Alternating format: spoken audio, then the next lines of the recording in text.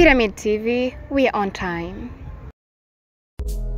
Yes guys, yes abakunzi bakunda iterambere ry'umuziki ndundi, abakunzi bakunda iterambere ry'umuziki wa 257 guys, ndo musore wanyu Mr Black waundi nyene yama abashikiriza ama exclusive, waundi nyene yama abashikiriza ama top ari on trending.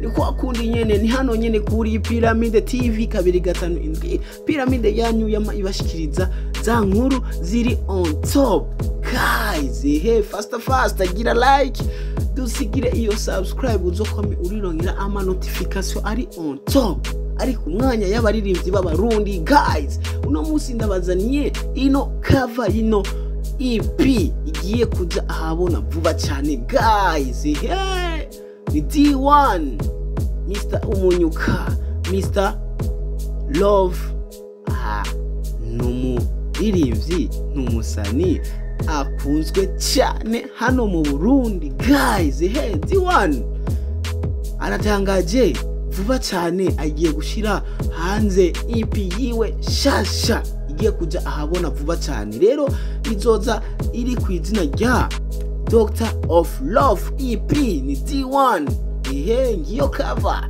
ni Doctor of Love. Gusa ntituramenya indirimbo zizoba ziri muri yo EP yiwe shasha.